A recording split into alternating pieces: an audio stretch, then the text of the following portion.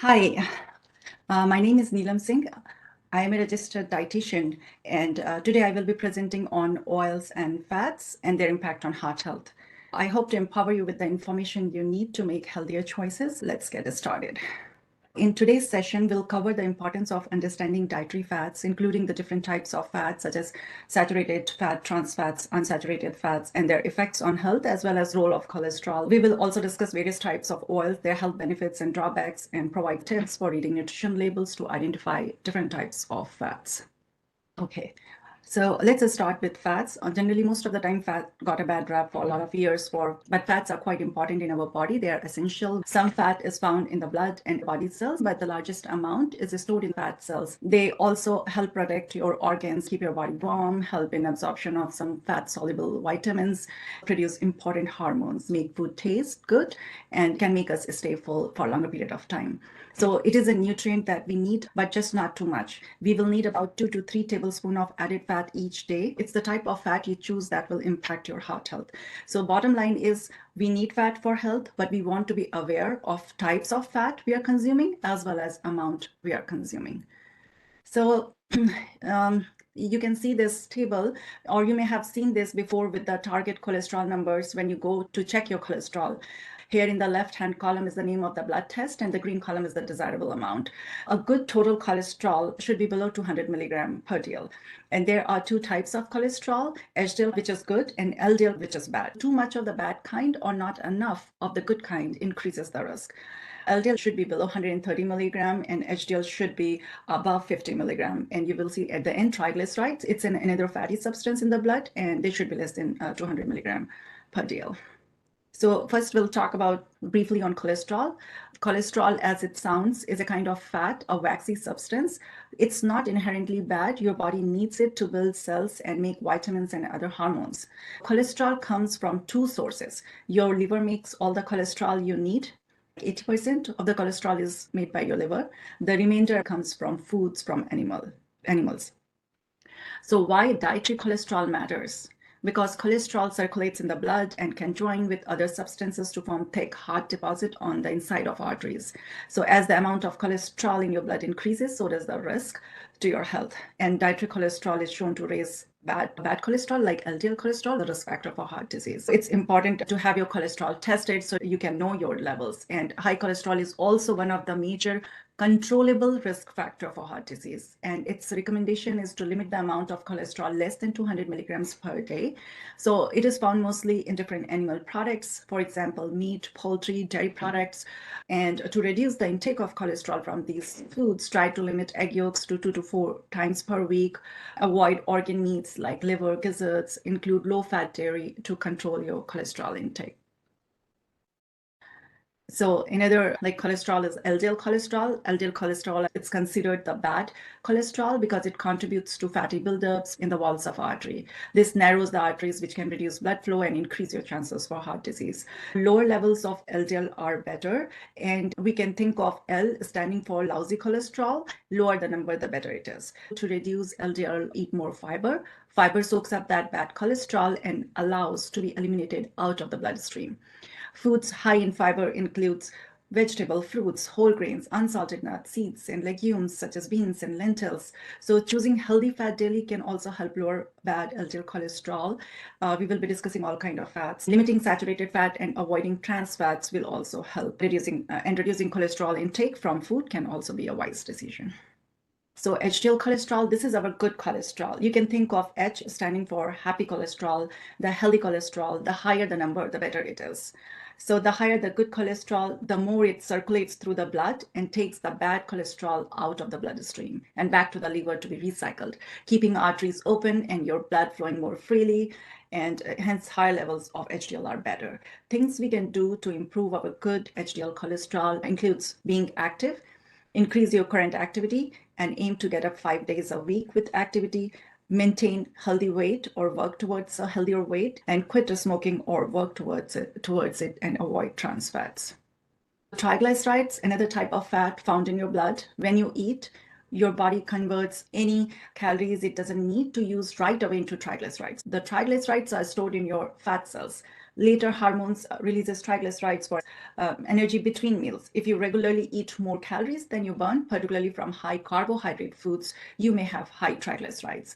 To reduce triglyceride as well, which is like maintaining a healthy weight through a balanced diet and regular exercise. Follow my plate recommendation for balanced nutrient-dense food, where carbohydrate is only quarter of your plate and half of the plate filled with fruits and veggies high in fiber and another quarter with protein. Choosing whole grains for added fiber, which can help lower triglyceride. Selecting food without added sugar to reduce your sugar intake. Limiting portion sizes of desserts and snack food, which can be high in sugar and unhealthy fats. And drinking less alcohol, as excessive alcohol consumption can increase triglycerides level. And something like incorporating fatty fish into your diet 2 or more times per week to increase your intake of omega-3 fatty acids, which have shown to lower triglycerides. Being physically active for at least 30 minutes on most days of the week. Regular exercise can also help in improving triglycerides level and overall cardiovascular health. Let's start with the kinds of fats. Generally, there are 3 major dietary fats in food we eat: saturated fat, trans fats, and unsaturated fat. Unsaturated fat has also monounsaturated fat, we call as MUFA, and polyunsaturated fat, we call as PUFA. Fatty acids are classified based on their double bonds. So if you will see, like I will briefly go over with this picture, you can see the saturated fat. It's a simple chain of fatty acid that looks like this. But if this chain is interrupted by a double bond, it becomes unsaturated fat. So this is the main difference between saturated fat and unsaturated fat, and I'll show you in oncoming slide how it affects fat content in the diet. So this is a saturated fat. So these are fats that are solid at room temperature because of the chemical structure. They are made up of only single bonds, which allows the oil to stay solid. So this is the reason this is saturated fat. It does not have any interrupted bond or double bond. The main sources of saturated fat in typical American diet are foods from animal sources, such as visible fat on all meat, lard, skin from poultry, milk fat.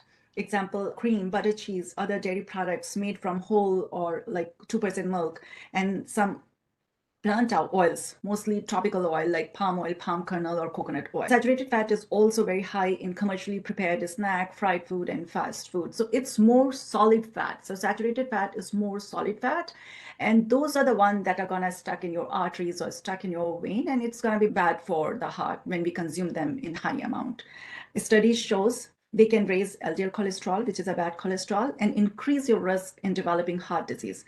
We generally want to limit saturated fat to less than 10% of your total calories. This is around 200 calories for a typical 2,000 calorie diet per day, according to American Heart Association. Replacing saturated fat with healthier fat in the diets lowers cardiovascular disease risk as much as cholesterol lowering statin drugs. So there are ways we can cut back on saturated fat. When shopping for beef and veal, pick lean cuts without much fat, such as those labeled loin or round. Healthy examples include round steak, tenderloin, sirloin tips. Leaner center cuts are also the best cuts of pork and lamb. When shopping for chicken or other poultry, choose breast or white meat without the skin. Cook extra lean ground meat and then drain off the fat. When making stews, soups, refrigerate the broth and skim off the fat with a spoon before reheating and serving. Thicken sauces with non-fat milk instead of whole or 2% milk. We use a low-fat cheese, feta cheese in pasta dishes. Include fish regularly because of those omega-3 fatty acid benefit that can help in lowering the bad cholesterol. Include more nuts and seeds, and replace some of the meat with plant proteins such as soy, dried beans, legumes, nuts, seeds that can give more fiber also.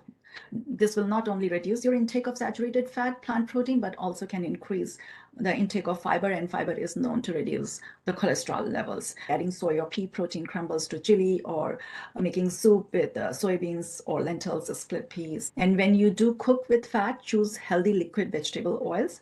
Switch coconut oil, butter in cooking to avocado, canola, or sunflower oil, or switch butter to peanut butter on your toast. Make salad dressing with olive, walnut, or pecan oil. You can also reduce your portion size. If you currently have large portion of meat, work very slowly to bring that portion down closer to the size of deck of the card, which is approximately 3 ounces. So moving on to next type of fat, which is trans fats. So it's a chemical process that certain types of oil to go through. Trans fats are created when manufacturers add hydrogen to vegetable oil. This process is called hydrogenation. This process converts a liquid fat into stable semi-solid fat. If you will see, our liquid fat is like this, a single chain of fatty acid with interrupted bond. And if you will see the trans fats, what manufacturers have done, they added by the process of hydrogenation, the single bond is like a trans double bond, like it changed the position in the oil. So that makes it semi-solid. So it was the liquid vegetable oil is like this in this single chain of fatty acids or with the interrupted bond. In the trans fat, what manufacturers do, they change the configuration, they make it in a cis form or in a slanting direction to make it semi-stable. This type of fat is bad for you because enzymes in the human body don't recognize this type of configuration and they have difficult time trying to digest them. But why do some companies use trans fat? Because they are easy to use, inexpensive to produce, and it lasts a long time. It also gives desirable taste and texture. Many restaurants and fast food outlets use trans fats to deep fry foods because oil with trans fat can be used many times in commercial fryers. Trans fats are naturally found in low amounts in meats and dairy. However, mostly found under food in baked goods, includes cakes, pies, crust, biscuits, frozen pizzas, cookies, fried foods like donuts, strict margarines, and spreads. So regularly consuming trans fat containing food has shown to increase LDL or bad cholesterol and decrease HDL or good cholesterol in the body. That's exactly the opposite of what we want to happen. And the FDA has placed an order for all food companies to remove the use of trans fats in their product with the compliance date of January 1, 2020. While trans fat should now be eliminated from all foods, you may still see companies who are non-compliant to this rule or some of the foods that do not contain any kind of labeling. So the primary dietary source for trans fat in processed food is partially hydrogenated oil. One way you can identify if a food item has trans fat or not is to look at nutrition facts label. So you can determine the amount of trans fat in particular packaged food by looking at the nutrition facts panel. However, product can be listed as 0 gram of trans fats if they contain 0 grams to less than 0.5 gram of trans fat. Serving size here is one pantry, which might have less than 0.5 gram of trans fat, but in case if you are eating 2 pastries, it would be a 1 gram of trans fat, which means that you are consuming trans fats. Another way, like most of the time, it's very hard to figure it out trans fats from nutrition facts label. It's important that you read the ingredient list. So you can spot trans fat by looking the ingredient referred to as partially hydrogenated oil. You can see it here, hydrogenated cottonseed oil, partially hydrogenated soybean cottonseed oil, less than 0.5 gram. So most of the time you won't find these listed as trans fat at all, but rather ingredients that contain trans fat, mainly partially hydrogenated oil and hydrogenated oil. So always look at the ingredient label for terms, hydrogenated oil or partially hydrogenated oil. And even if label says 0 gram trans fats, the food can still contain trace amounts of it. So moving on to the good fat, unsaturated fat. So the most important thing how to recognize unsaturated fat is it's liquid at room temperature or comes from plants and fish. Great examples are vegetable oils such as olive oil, canola, sunflower, safflower, soybean, avocados, also in nuts, seeds, and fatty fish. So being a liquid, it's the same in the arteries and veins that's going to flow through them very easily. It's not going to stick. It's not going to cause heart disease. So unsaturated fat, when replace saturated fat in the diet, really helps to decrease your LDL and total cholesterol and triglycerides while improving your good cholesterol. So you will see this as a saturated fat, a single line chain of fatty acid with one interrupted bond. This is an unsaturated fatty acid. Unsaturated fat, when replaced with saturated fat in the diet, helps to decrease your LDL, total cholesterol, triglyceride while improving HDL and good cholesterol. So you should replace foods high in saturated fat with foods high in monounsaturated or polyunsaturated food fats, which means eating foods made with liquid vegetable oil, but not tropical oils. It also means eating fish and nuts. You also might try to replace some of the meat you eat with beans and legumes. So these are the example of unsaturated fat. Majority of the fat that you eat should be monounsaturated or polyunsaturated. So these are the fat that are liquid at room temperature cooking oil, like olive oil, canola oil, vegetable oil. You can see the list of monounsaturated olive oil, canola, peanut oil. Other sources are avocados, peanut butter, and nuts and seeds. The difference between mono and polyunsaturated fat boils down to their chemical structure because both are unsaturated fat. So both types of fats has at least one double bond. It is the double bond that keeps the oil liquid at room temperature. Mono fats have one double bond, while poly can have two or more double bonds. So mono means once, which means have one double bond, one interrupted line. Poly means like many, so it could have like two or more double bonds. These types of fat have shown to reduce total body cholesterol and LDL cholesterol. Monosaturated fat is present in most of the oil, and other sources, something like avocado, peanut butter. Polyunsaturated fat present also in many oil like soybean, corn oil, sunflower oil. Other sources mostly like fish, some nuts, seeds, walnuts, sunflower seeds, tofu, or soybean. So polyunsaturated fat, or PUFA, has two more kinds of fat, omega-3 and omega-6. You may have heard about omega-3 and omega-6 fats. It is like omega-3 has first double bond placed on the third carbon, on the omega-6 is like on the sixth carbon. It's not necessary to know. It's just showing the difference, how the oil changes with the double bonds. And why are the double bonds important? Because they bring huge advantage by allowing the molecule to be flexible and fight anti-radicals, as they help the molecule bend. But they come at the cost of making the molecule unstable, because it can spoil very easily. So you should try to replace foods high in saturated fat with foods high in monounsaturated or polyunsaturated fats. We have a lot of evidence supports the positive health effects of omega-3 fatty acids. They are great for heart health. They help to lower your triglyceride, blood pressure, lower inflammation. They also help to increase good cholesterol. These omega-3 fats can be found from fatty fish such as salmon, mackerel, herring, lake trout, sardines, albacore, tuna. American Heart Association encourages fish twice a week to get a good dose of healthy omega-3. Fish is also a good source of protein, and unlike fatty meat products, it's not high in saturated fat. If you're a vegetarian or you chose not to eat fish, there are other choices of omega-3 rich foods. They are found in ground flaxseed, flax oil, chia seed, hemp seed, or canola oil, and soybean.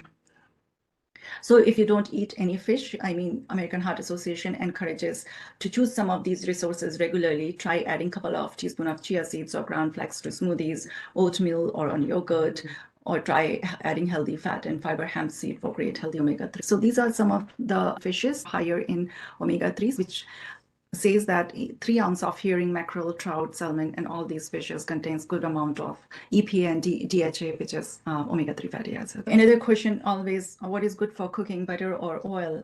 Based on the effects of saturated, unsaturated, and trans fats on the body, cooking in oil is definitely better than cooking in butter. The cooking oil should have higher amount of monounsaturated and polyunsaturated fats, and with minimal no saturated fats and trans fats. Common vegetable oils that are high in polyunsaturated fats include olive oil, canola, peanut, sunflower, and soy. Avoid coconut oil or dripping and butter, because these are very high in saturated fat. All fats and oils are high in calories. Hence, even oils classified as healthy should be used sparingly. So it is essential for us to pay attention to what temperature we are using these healthy oils to prevent them from burning, which generates unsaturated free radicals that those are not good for our heart. When you are frying, roasting, grilling, or barbecuing, the cooking temperature will be very high. You need to choose oil that are stable at high temperature and have a high smoke point. The smoke point is the temperature at which the oil starts to smoke, which is different for all oils. When an oil starts to smoke, the fat breakdown and harmful substances are produced. Choose canola or rapeseed, safflower, sunflower oil, or corn oil for cooking at high temperature. Most of the oil sold as vegetable oil is rapeseed oil, which is good for cooking at high temperature. Check the label to make sure. Oils with low smoke point are tasty in sauces and salad dressings. Note that olive oil, flax oil has low smoke point, which means it should not be used for frying. Whichever cooking method you choose, use a small amount of oil, as they are high in calorie. Repeat frying with deep fat fryer can also lead to harmful substance and trans fat forming over time. It's best to avoid deep frying. If you do, use the oil once and then throw it away. To get good fat, improve your heart health by replacing saturated fat with unsaturated fat, which can help lower bad cholesterol, triglyceride levels, and provide essential nutrient. Try these 4 ways to add more good fat to your diet. Eat 8 ounces of non-fried fish per week, such as salmon, sardine, tuna. Snack on unsalted nuts and seeds like almonds, hazelnuts. Incorporate avocado in your diet. Use oil lower in saturated fat for cooking and dressing, like olive or rapeseed or sesame oil. Incorporating these tips can make it easy and delicious to add more unsaturated fat to your diet and improve your heart health, and what to look when you are reading the label for heart health. So start with serving size per container, and all the information on the label about calories and nutrient is for 1 serving. If you eat more than 1 serving, you get more calories and nutrients. Also, choose food with less than 5 grams of total fat per serving, which means if you are on 2000 kilocalorie diet, 50 gram to 75 gram per day. Choose food with less than 2 grams of saturated fat. Limit saturated fat to less than 6 to 7% of your total calories daily. So if you are on 2000 kilocalorie diet, saturated fat would be around 12 to 14 grams per day, and aim for 0 gram trans fats. So read the ingredient list on the label. If a food contains partially hydrogenated oil, then it has some trans fat. And it's also wise to have food which is low in sodium. You can also check or use percentage daily value. If it's 5% or less, it means low, or if it's 20% or more, it is high. So saturated fat here is 18%. So you can understand that it's high in that particular nutrient. Look for dietary fiber, it's just 4%, which means it is low. So for heart health, we want low saturated fat, trans fat, cholesterol, sodium, and high in fiber, like nutrients. So these are the key points. Unsaturated fats are found mostly in plant and fish products. It's liquid at room temperature or comes from plant and fish. That's a great example, our vegetable and olive oil. And being a liquid, it's the same in the arteries and vein that's going to flow through them easily, and it's not going to stuck or cause heart disease. In general, good fat helps in lowering bad cholesterol and raise good cholesterol, great for their heart. Oil that contain monounsaturated fat, polyunsaturated fat, they all are liquid at room temperature, but start to turn solid when chilled, but we shouldn't be worried on that.